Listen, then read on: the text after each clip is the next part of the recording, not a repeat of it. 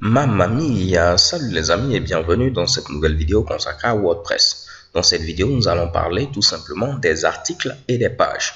En lieu et place de dire article, sachez qu'on dit également post. Alors, les articles et les pages sont les deux types principaux de contenu qu'on a au niveau de WordPress. Et comprendre les différences et les similitudes qu'il y a entre ces deux types principaux de contenu va nous permettre de pouvoir créer un site web qui sera mieux organisé. Donc ne perdons plus de temps et tentons de voir la différence qu'il y a entre les articles et les pages. Les articles, c'est tout simplement le contenu que vous allez publier fréquemment, ce qui va changer. Donc si vous avez par exemple des actualités que vous publiez au niveau de votre blog, vous avez une nouvelle idée que vous voulez publier, vous avez une nouvelle vidéo à publier, une nouvelle image, c'est le contenu qui sera amené à changer fréquemment. Et vous allez voir par exemple au niveau de TechCrunch, qui est un site web qui traite de l'actualité technologique. Au niveau des articles, ils sont généralement présentés sur la page d'accueil. Puisque si vous avez par exemple votre blog, pour vous, c'est ce qui doit attirer l'utilisateur. Donc, vous avez ici généralement les articles qui sont affichés par ordre décroissant au niveau de la date de publication. Donc, du plus récent au plus ancien, on a la possibilité à ce niveau-là de pouvoir organiser les articles par auteur pour dire tel auteur a publié cet article, tel autre auteur a publié cet article. On a la possibilité d'organiser également nos articles par catégorie, rajouter des tags. Par exemple, ici, nous avons un tag éducation. Donc, les tags, ce sont tout simplement, généralement, de petits mots qui vont nous permettre de pouvoir identifier le type de contenu qu'il y a également au niveau de nos articles. On va y revenir plus tard, donc ne vous inquiétez pas. OK? Donc, je disais qu'on a la possibilité d'organiser nos articles par date, par auteur, par catégorie, par tags, ainsi de suite. Et autre chose qu'il faut savoir à ce niveau, généralement au niveau des articles, on a la possibilité de pouvoir commenter l'article et de le partager également sur les réseaux sociaux. Au tout début, je vous l'avais dit, au niveau du web, ce n'était pas possible de pouvoir interagir avec un site web. Et voilà également l'une des puissances de WordPress. Lorsque vous allez avoir vos articles, vos visiteurs, vos utilisateurs auront la possibilité de commenter ces articles et les partager par exemple via les réseaux sociaux. OK? À la différence des articles que je viens d'expliquer à ce niveau-là, qui vont changer, ainsi de suite, les pages par contre sont caractérisées comme étant un peu un contenu permanent, un contenu qui ne change pas. Je prends un exemple de page que vous pouvez avoir, c'est une page à propos. Donc, vous allez vous présenter. Généralement, votre description ne va pas changer au jour le jour. Bien sûr, elle peut changer, mais elle ne va pas changer au jour le jour.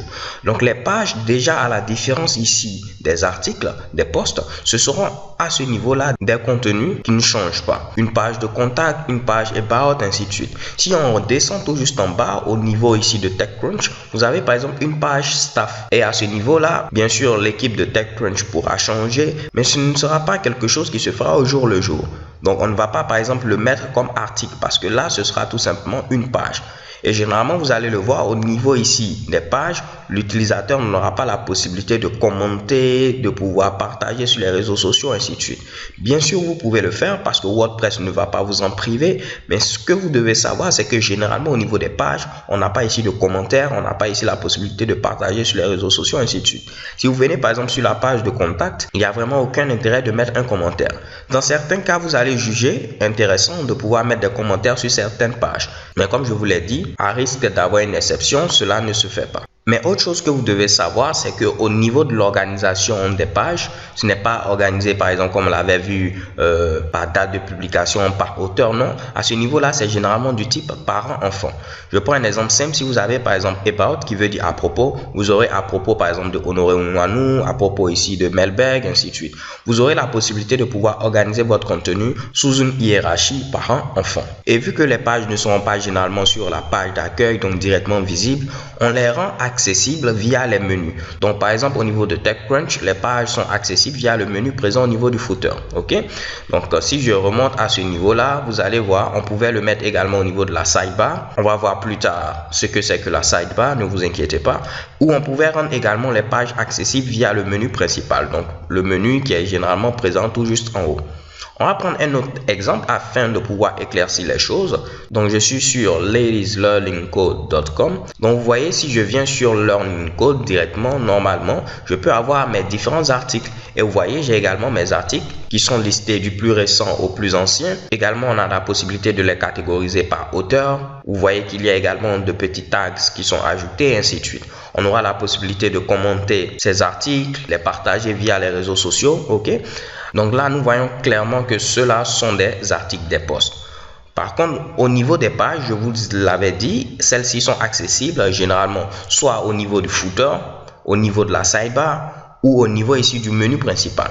Si je clique par exemple sur About, vous allez voir à ce niveau, nous aurons une description de ce site-là. Donc, pensez généralement aux pages comme un moyen de pouvoir informer l'utilisateur sur le site en lui-même, pas forcément sur le contenu de ce dernier. Ok? Donc les gars, c'est tout pour cette vidéo. J'espère que vous pouvez faire maintenant la différence entre une page et un article. Et nous verrons dans la vidéo suivante comment créer une page, comment créer un article, ainsi de suite. So thank you guys for watching. Don't forget to subscribe and have a nice day. Peace.